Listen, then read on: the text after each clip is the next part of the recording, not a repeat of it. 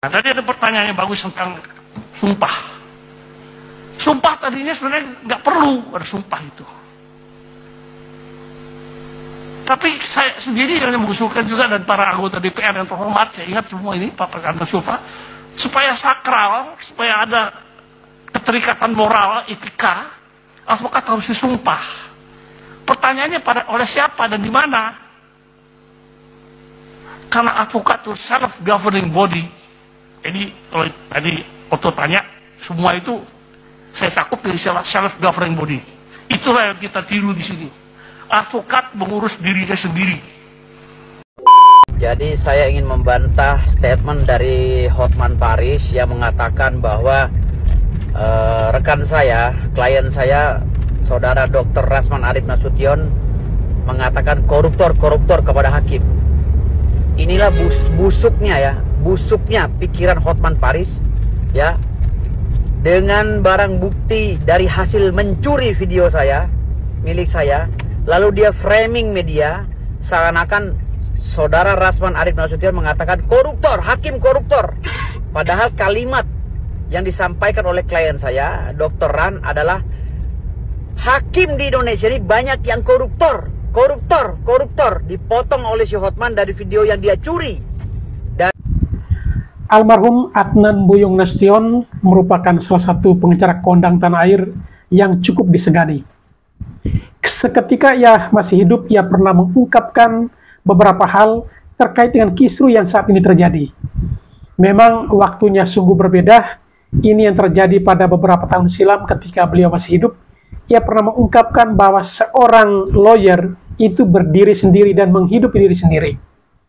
Artinya bahwa sumpah advokat itu sesungguhnya bukanlah menjadi segala-galanya, dan bahkan menurutnya sekalipun advokat atau lawyer tersebut tidak tergabung di dalam salah satu organisasi advokat sekalipun, sebenarnya ia tetap bisa beracara karena advokat berdiri di atas kaki sendiri.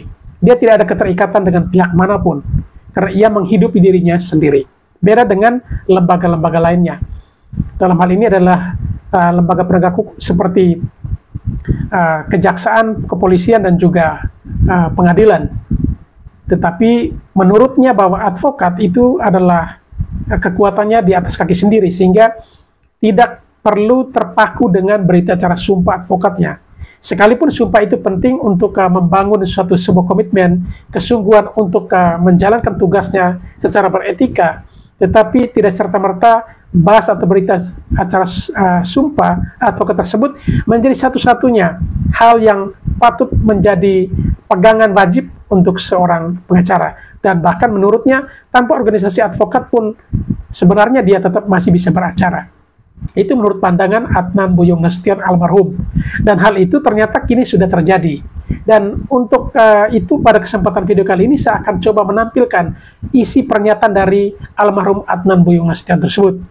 Dan di dalam video lainnya, Firdaus Oiwobo sangat kecewa dengan pernyataan Hotman Paris yang sedikit provokatif dengan mengatakan bahwa Firdaus maupun Rasman mengatakan pengadilan, dalam hal ini hakim, itu adalah koruptor. Menurutnya, pernyataan Hotman itu berdasarkan atau bersumber dari video yang ia bagikan atau ia rekam. Sehingga menurutnya Hotman telah mencuri isi video tersebut. Dan seperti apa keseruannya di balik informasi ini, mari kita ikuti videonya sampai selesai.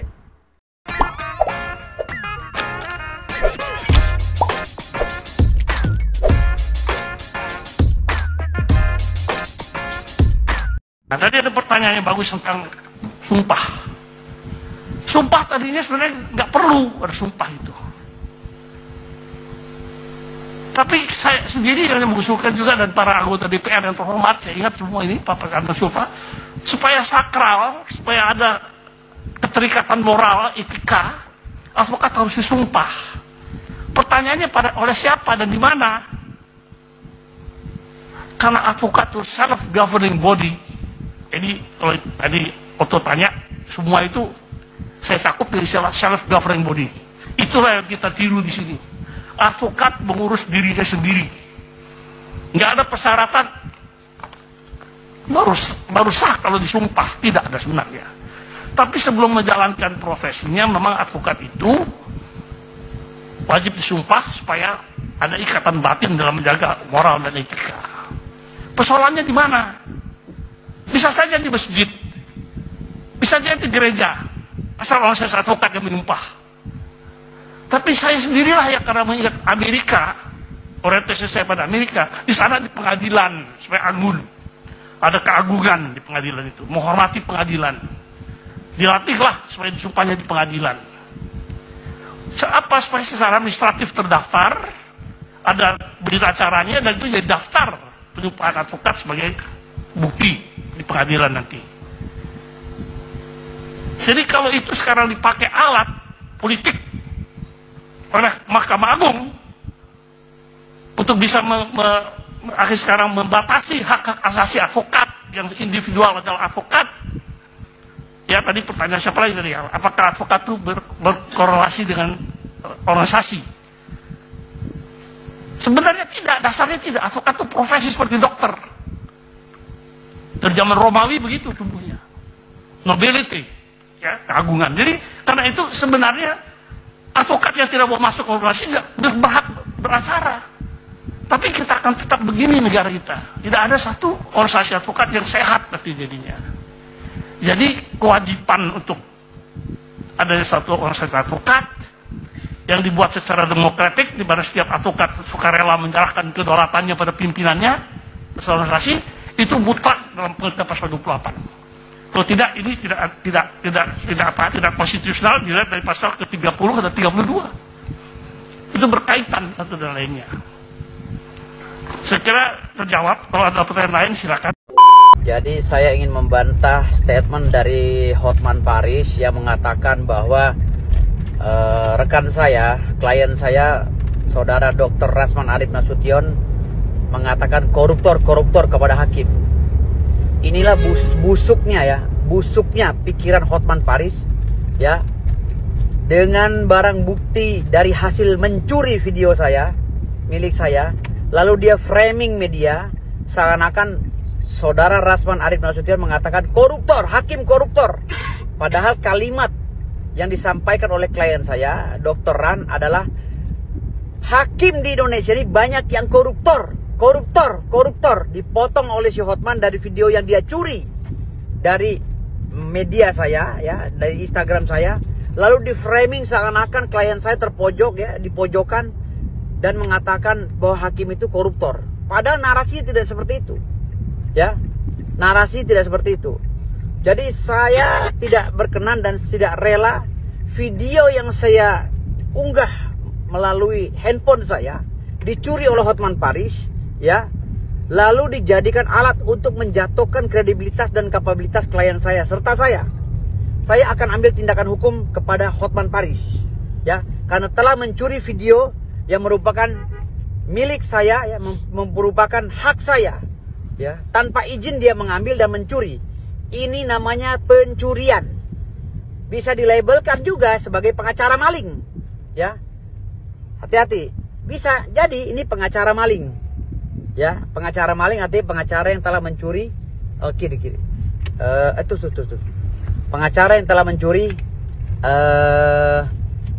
gambar saya, ya. Diduga pengacara maling. Udah diduga pengacara pelecehan seksual, pengacara maling pula sekarang, ya. Hotman Paris, ya, jangan mencuri, ya. Kalau kamu mau bukti cari sendiri, jangan mencuri dari media sosial saya. Nanti kamu makin banyak sematan-sematan, ya. Kalau dibilang pengacara maling, nanti kan bahaya, ya. Jadi jangan maling, hidup itu halal-halal saja, ya. Hotman, kasus kau, ya, naik ke atas pusher itu sedang diuji di sana. Walaupun itu dugaan, itu sedang diuji, ya. Bagaimana kau mengintimidasi wanita agar bisa ditiduri, gitu. Sedang diuji di sana. Lah hal ini jangan diperparah lagi dengan kau mencuri video saya, ya. Tolong itu, ya, kembalikan video saya atau saya ambil langkah hukum. Makasih. Makin merajalela di medsos, Anda bisa melihat ada oknum pengacara bekas napi, narapidana. Ada juga yang sudah sepertinya terganggu kejiwaannya atau ODGJ, ya. hati-hati oknum pengacara bukan hanya bekas napi, tapi juga sudah merangkap orang dengan gangguan jiwa. Terlihat dari pernyataan-pernyataannya yang aneh-aneh, yang benar-benar membuat logika kita terbalik-balik, ya. Jadi hati-hatilah kalau memilih pengacara. Ini berarti hartanya Bang Daus ya? Bukan harta Bang Daus. Gue jelasin ya. Kalau lu tanya harta gue, berarti ini penyesatan informasi. Kan gue bilang, gue sebagai pengacara Prabu Raden Ngabe Awan, cucu dari Raja Banten atau Raja Sunda, kan gitu. Lalu dari 110.000 hektar, karena gue ditunjuk sebagai pengacara, diberilah fee persentase atau jasa hukum 50%. Jadi 50-50, karena dia gue urusin kasusnya. Artinya 55.000 hektar milik gue. Dari 2 verponding itu, kan ada 5 verponding. Dari 2 verponding yang gue urusin, 55.000 hektarnya adalah milik gue. Sesuai dengan perjanjian jasa hukum, namun belum disertifikat. Dasarnya apa? Penetapan pengadilan dan putusan pengadilan. Ya, lurusin ya, jangan sampai bilang harta Bang Daus, ya. Kan gue bilang gitu tuh. Namanya di jasa hukum adalah gue. Ya, silakan membuat atau menganalisa sendiri. Ya, dalam pikiran. Dan jangan sampai digoreng-goreng. Wah, Daus punya guru, nggak mungkin. Kalau lo orang nggak mungkin. Gue di cucunya Sultan, mungkin aja, kan gue bilang. Uranium aja gue punya gitu loh. Leluhur gue, gitu kan. Di dalam tanah kandungannya tuh leluhur gue punya uranium. Ini petanya, ya. Ini petanya, ini penetapan pengadilannya, ya. Ini penetapan pengadilannya. Ini perpondingnya, ya, ini salah satu perpondingnya, ya. Salah satu perpondingnya, yang aslinya semua ada di ahli waris. Nah, ini jasa hukum gue, ya, perjanjian jasa hukum gue, ya. Ini baru satu perponding. Jadi ini kan hak anak-anak buah gue kemarin gue kasih masing-masing 1 hektar, ada yang 5.000 meter. Ini surat dari BPN, tanda terima, ya, tanda terima dari BPN nih, verifikasi data dia. Ini dari kepala desa, ya, perponding, pernyataan dari kepala desa. Terus dari kepala desa juga Candali, nih, surat pernyataan kades. Ada beberapa desa di situ sebabnya. Ini dari, pokoknya banyak lah. Ya, totalnya 110.000 hektar. Ya, banyak. Kantor Kelurahan Pabuaran ini juga sama. Ya. Ini juga pernyataan dari BPN, ini permohonan perlindungan hukum, ya, pernyataan dari BPN bahwa kita memohon perlindungan hukum dan BPN menyambutnya gitu loh, menjelaskan bahwa saat ini tanah saudara, maksudnya tanahnya ini dikelola oleh PTPN, gunung itu dikelola PTPN, dan ada beberapa penggarap yang siap hengkang, yang udah telah menempati tanah itu bertahun-tahun, siap hengkang apabila diganti rugi. Ganti rugi artinya dia siap pergi asal penggarap ini diganti rugi, kompensasi lah gitu. Ada semua pernyataan-pernyataannya gitu. Semuanya ada. Ini putusan pengadilan. Nah, putusan pengadilannya, ya, tentang waris dari Raden Prabu Ngabe Awan. Ada lagi putusan pengadilan yang lainnya gitu. Masih banyak lagi lah di mobil nih, ya. Ini 2010 udah diterima verifikasi oleh BPN. Dan ada beberapa data lagi. Jadi seperti itu ya. Gua nggak mungkin ya mau menerima kasus ya kalau kasusnya itu nggak jelas, karena gua nggak suka yang nggak jelas. Gitu loh. Gua nggak suka temen yang jelas. Gua nggak suka temen yang nggak jelas. Gua nggak suka berhubungan dengan wanita nggak jelas. Gua nggak suka berkawan dengan mitra yang nggak jelas. Gitu. Berbicara masalah harta, sebenarnya gue malu ya cerita ini ya. Jadi Apalagi Hotman Paris ngeledek-ledek gue terus. Kalau Hotman Paris kan orang kaya baru kan gitu. Dia norak kan, mesti norak gitu. Kalau kita ini kan dari leluhurnya memang udah kaya gitu. Sampai gue kaya. Jadi gue nanggepin orang norak ini jadi kelihatan norak jadinya gitu loh. Sebenarnya gue nggak mau buka-buka ini. Itu baru sebagian kecil aset yang gue miliki gitu loh. Jadi yang bikin heboh sekarang ini gunung di Parung itu baru sebagian kecil aset yang gue miliki. Baru gue buka sebagian kecil aja udah heboh Indonesia nih. Bagaimana gue buka semua? Dan kalaupun gue punya aset itu, ya ngapain kaget lah wong cucu gue, gue cucunya Sultan, gitu loh. Gue nih keturunan Raja Bima dan tidak bisa dibantah oleh orang manapun. Gue cucunya Raja, gitu loh. Dan Raja Bima itu menelurkan generasi di Ponegoro, Pangeran Diponegoro kakek buyut gue, ya kan. Gajah Mada juga cucu-cucunya daripada Sang Bima kan gitu. Ya.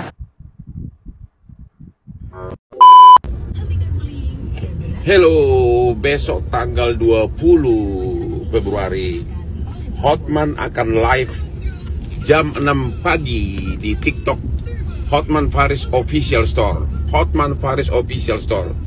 Hotman akan live. Anda akan parfum kualitas luar negeri dengan harga diskon khusus. Kenapa Hotman begitu perhatian minta orang selalu pakai parfum? Karena keharuman itu adalah salah satu kunci kesimpatik teman kita kepada kita.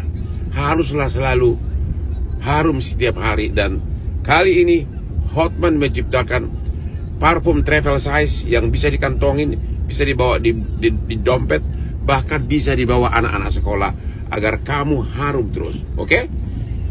Tanggal 20 jam 6 pagi, jangan lupa TikTok Hotman Paris Official Store. Hotman akan live. Seorang Hotman abang, dengan apa yang abang punya ya? Hotman itu cuman sepetak doang tanah gue. Iya, kadang kita ya para netizen atau masyarakat Indonesia ini bingung ya. Nah kemarin kan abang ini naik ke atas meja gitu loh di peradilan Jakarta Utara gitu loh ya kan. Terus Bang Rasman itu marah-marah gitu loh. Jadi viral seperti itu gitu loh. Terus di luar juga masih kata-kataan antara Bang Hotman ke Bang Firdaus ataupun Bang Rasman gitu loh. Saling mengeluarkan apa yang ada di hatinya gitu loh, sampai ke harta-harta, sampai ke gunung-gunung, sampai ke bukit-bukit, semua diomongin gitu loh, sampai ke jalan-jalan, sampai nyembah-nyembah gitu loh. Maksud saya gini loh ya para netizen ya. Nah ini maksudnya mereka ini mau ngapain gitu loh. Biasanya ya orang yang ada punya kesalahan gitu loh, masa sih langsung berkoar-koar gitu. Nah terus coba kalau ini masyarakat biasa ditampung lagi ngomongan, ditambah beratkan lagi, tambah lagi pasal-pasal, sampai semua pasal penuh, pasal satu buku kalau ini masyarakat biasa. Nah karena mereka ini orang yang ya dihormati dan mungkin punya titel yang tinggi gitu loh, jadi ya dibiarkan aja jadi ngomong apa juga gitu loh. Coba kalau ini masyarakat yang biasa seperti kita, waduh, udah ini kena pasalnya berlapis-lapis sampai jadi kue lapis gitu ya kira-kira ya netizen ya. Hari ini gue mau mindahin hujan ya, bukan mindahin Hotman ya, mindahin hujan ya. Awas. Widih, hebat banget Pak, bisa mindahin hujan. Hebat banget. Jangan-jangan nanti Bapak juga pindah lagi. Pindah alam maksudnya. Nggak ada apa-apanya Hotman itu, cuma punya ruko berapa biji sama berliannya dia bangga.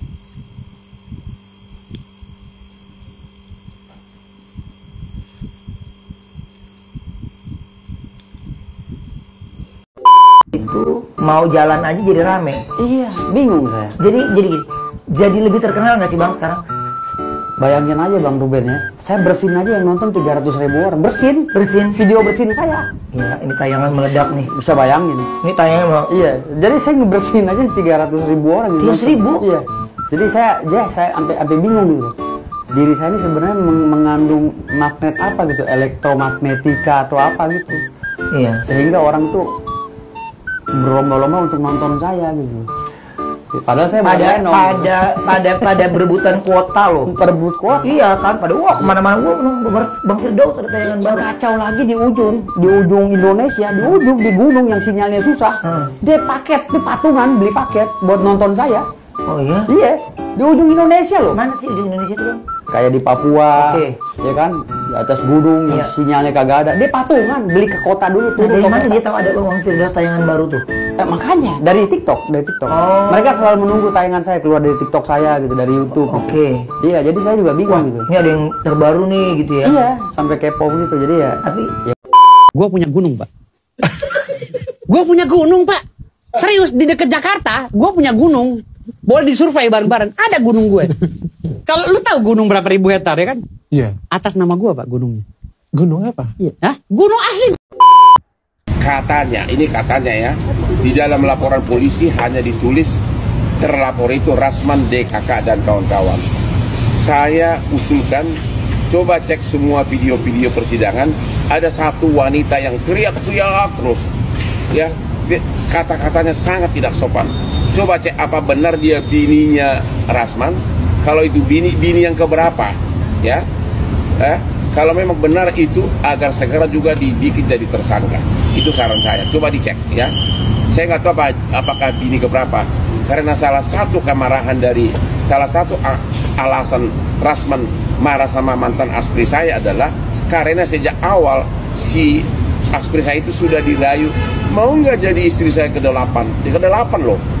Hei Rasman, dari mana kau duit membiayai istri ke-8? Enak aja lo. Itu ada di pengakuannya di mana-mana, di investigasi di mana-mana ada itu. Ada saya semua. Ya sejak awal tiap hari telepon si Rasman ke aspri gue itu, ya. Nanti nggak usah bayar biaya pengacara. Pokoknya biar kita halal, kita kawin. Jadi mau nggak jadi istri gua ke-8? Nah, makanya yang teriak-teriak di pengadilan Jakarta Utara itu tanggal 6 Februari, coba dicek oleh penyidik. Ya, istri keberapa itu? Benar nggak itu istrinya? Kalau lu menang gue bayarin bakso doang. Enak aja. Kan gue gak punya duit, gue udah bilangin. Piye to coda? Katanya anak sultan, pangeran, putra mahkota, bahkan cucu jin. Masa kagak punya duit? Piye toh? Katanya punya gunung, punya bukit, punya tanah berhektar-hektar, bahkan punya uranium. Masa kagak gablek duit? Mana main? Katanya orang kaya. Katanya hari-harinya aja ditanam di depan istana negara. Masa cuma bisa traktir bakso? Nggak asik ah. Anda punya gunung 700 ton di uranium, itu betul? Bukan gunung 700 ton. Jadi saya kan kebetulan nangani ahli waris daripada cucunya Raja Banten ya. Namanya Raden Prabu Ngabeawan. Okay. Beliau punya verponding itu ada 2, luasnya 110.000 hektar. Dari mulai Parung sampai Jasinga. Nah, tanah-tanah itu sudah ada penetapan pengadilan dan putusan pengadilannya. Nah, separuhnya jasa hukum saya. Oh. Ya, termasuk gunung sawit itu. Jadi 500 hektar lebih tuh? 50.000 hektar. Total berapa tadi total? Total 110.000 hektar, separuhnya buat saya dikasih oleh klien. 50.000 hektar di daerah? Iya, di daerah Parung. Oke. Di daerah Parung itu saya diberikan jasa hukum. Itu apa tuh sekarang ditanamnya apa itu? Sawit. Oh, Dan udah ada pernyataan dari pemerintah juga tentang PTPN. Dan itu surat-suratnya sudah diurus? Sudah.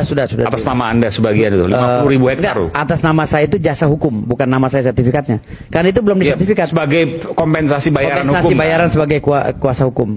Oke. Iya. Tapi kan artinya udah haknya milik Anda dong? Sudah hak saya separuh. Iya, tinggal dibuatkan sertifikatnya, ya. Oke, luar biasa tapi. 50.000 hektar tuh seluas apa berarti itu? Pengacara Rasman Arif Nasution menanggapi pernyataan rivalnya Hotman Paris yang menyebut bahwa karirnya berakhir karena sumpah advokatnya dibekukan. Rasman bersikukuh bahwa karirnya tidak akan tenggelam karena kasus ini. Rasman juga menyatakan siap menghadapi Hotman di ranah hukum terhadap kasus yang menyeretnya. Dalam kesempatan yang sama, rekan Rasman yang juga dibekukan berita acara sumpahnya, Firdaus Oiwibowo, menanggapi lebih keras pernyataan Hotman itu. Menurutnya, pernyataan yang dilontarkan Hotman adalah omongan sesat dan tidak berdasar. Pada konferensi pers di Jakarta Kamis 13 Februari 2025 lalu, juru bicara Mahkamah Agung Yanto menegaskan bahwa dengan dibekukannya berita acara sumpah advokat Firdaus dan juga Rasman, maka mereka tidak bisa lagi menjalankan praktek sebagai advokat di pengadilan. Ya, tidak ada kekosongan secara de jure bahwa saya bukan. Assalamualaikum warahmatullahi wabarakatuh. Salam Om Swastiastu, Namo Buddhaya, salam kebajikan untuk kita semua. Bertemu lagi dengan saya teman-teman, Bobson Samsir Simbolon. Saat ini saya men-state video tentang senior saya, Bang Firdaus Oiwibowo ya. Masih tentang apa pendapat dan statement beliau di media terkait dengan pemberhentiannya dari organisasi advokat. Jadi pemberhentian Bang Firdaus ini bukan pemberhentian sebagai anggota organisasi, tetapi pemberhentian sebagai advokat oleh organisasi advokat yang menerbitkan dan surat keputusan pengangkatan Bang Firdaus sebagai seorang advokat. Artinya apa? Bahwa organisasi advokat itu adalah yang berwenang untuk mengangkat seseorang menjadi advokat. Nah, dengan diberhentikannya Bang Firdaus oleh organisasi advokatnya itu diberhentikan sebagai seorang advokat, maka SK pengangkatan advokat Bang Firdaus sebelumnya itu, maka itu sudah batal demi hukum dan itu dicabut ataupun dinyatakan tidak berlaku.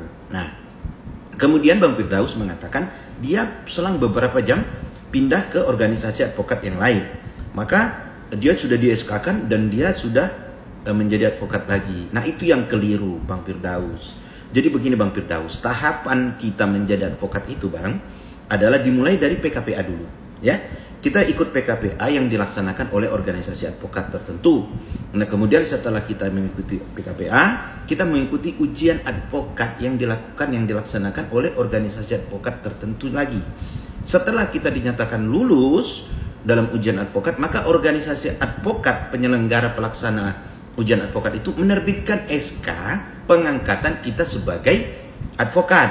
Nah, setelah SK diterbitkan Bang, maka organisasi advokat itu meminta kepada pengadilan tinggi untuk menyumpah kita agar memenuhi ketentuan pasal 4 Undang-Undang Advokat.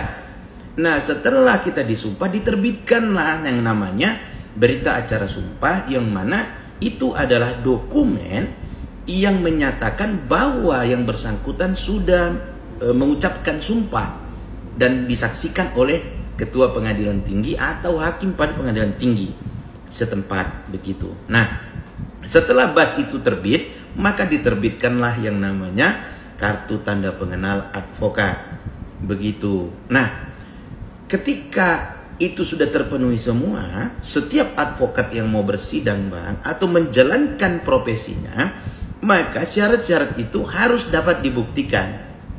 Kita sudah diangkat sebagai advokat, dibuktikan dengan SK dari organisasi advokat kita. Kita sudah disumpah, dibuktikan dengan berita acara sumpah. Begitu. Nah, makanya setiap pemeriksaan legalitas advokat di persidangan Bang, selalu yang diminta oleh hakim itu apa? Ada dua yang paling penting diminta oleh hakim. Yang pertama apa? Mana kartu tanda pengenal advokatnya? Ini. Mana berita acara sumpahnya? Ini. Dengan terpenuhinya dua itu, maka kita sah berdasarkan undang-undang advokat boleh menjalankan profesi advokat. Begitu. Nah, Abang bilang Abang masuk ke dalam organisasi advokat yang baru Bang. Bagaimana mungkin organisasi advokat Abang yang baru bisa menerbitkan SK pengangkatan advokat Abang tanpa melalui tahapan seperti yang saya jelaskan tadi? Yaitu Abang sudah pernah PKPA di organisasi advokat Abang yang baru. Abang sudah pernah ujian di organisasi advokat Abang yang baru. Dan apakah organisasi advokat Abang yang baru ini sudah pernah meminta pengadilan tinggi untuk menyumpah Abang untuk memenuhi ketentuan pasal 4? Begitu. Bagaimana caranya organisasi advokat abang menerbitkan kartu tanda advokat abang, sementara abang belum memiliki berita acara sumpah. Karena berita acara sumpah abang yang sebelumnya itu sudah dibekukan. Artinya apa? Berita acara sumpah itu sudah tidak memiliki kekuatan hukum lagi, sudah tidak bisa digunakan lagi untuk kepentingan profesi advokat abang. Begitu. Nah, kalau berita acara sumpah abang itu sudah tidak berkekuatan hukum lagi, bagaimana organisasi advokat abang yang baru sekarang ini bisa menerbitkan kartu tanda pengenal advokat abang? Tidak akan bisa. Kalau itu diterbitkan, maka itu sudah melanggar undang-undang advokat sendiri. Tidak memenuhi syaratnya. Dan ini berbahaya nanti. Begitu. Bisa-bisa nanti abang akan dilaporkan atau ada orang yang melaporkan abang orang yang mengaku advokat. Karena abang tidak memenuhi syarat lagi menjadi seorang advokat. Kalau abang mau memperbaiki apa yang sudah terjadi, abang harus mulai dari nol lagi. Abang harus ikut PKPA lagi, ujian advokat lagi, kemudian disumpah lagi, maka diterbitkanlah kartu tanda pengenal advokat abang, dan abang bisa menjalankan profesi advokat. Begitu. Artinya apa bang? Dengan diberhentikannya abang dari organisasi advokat yang lama, dan dibekukannya berita acara sumpah abang, maka semua yang sudah abang penuhi syarat kemarin, sebelum-sebelumnya itu dianggap tidak pernah ada. Itu dianggap tidak berlaku lagi karena ada perbuatan abang yang menabrak, yang melanggar undang-undang tentang Mahkamah Agung. Begitu. Nah, itu yang harus saya sampaikan kepada abang, sehingga abang tidak usah lagi dengan cara-cara yang kekeh, yang justru itu menunjukkan kepanikan abang. Abang itu sebenarnya paham apa yang saya sampaikan tadi bang, tapi karena kepanikan abang dan gengsi abang berusaha untuk mengatakan, wah saya tetap advokat, saya tetap advokat. Nggak baik bang. Masyarakat menonton, menyaksikan, jangan sampai karena itu nanti kita ini menjadi advokat yang tidak patuh terhadap aturan. Begitu. Jadi itu dulu bang, ini saran dari saya sebagai junior abang. Semoga sampai kepada Bang Firdaus. Saya pamit undur diri. Assalamualaikum warahmatullahi wabarakatuh. Salam Om Swastiastu, Namo Buddhaya, salam kebajikan untuk kita semua. Emas ya, baru satu kecamatan ya, tambang emas uranium 2 juta metrik ton. Aduh, pala gue mendadak migrain gara-gara lu, coda. Gue curiga kayaknya pala sama kaki gue misah gara-gara lu. Bukannya kenapa-napa. Gue tadi tambah bingung aja gitu. Ini yang bener tambang emas apa tambang uranium gitu. Kalaupun tambang emas, emas apa gitu harus jelas. Mas Paijo, Mas Parjo, Mas Agus, atau Mas Adam. Tapi kalau uranium ya minimal gue minta-minta dikit lah gitu. Buat nambah-nambahin bahan baku buat bikin nuklir gitu.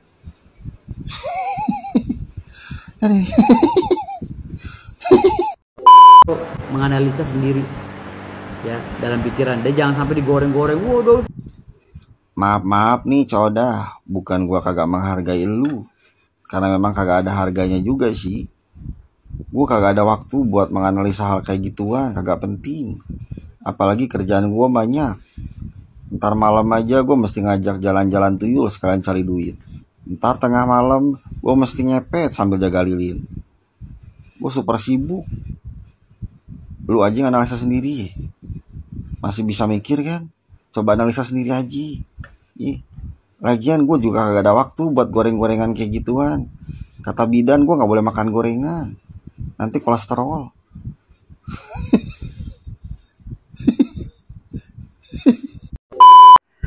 Baik sahabat sekalian, demikianlah beberapa buah video yang coba saya reaksi pada kesempatan kali ini. Dan kepada para sahabat sekalian setelah menyaksikannya dan ingin berkomentar, silakan tulis di kolom komentar. Sekian dan terima kasih, dan sampai berjumpa kembali di video selanjutnya.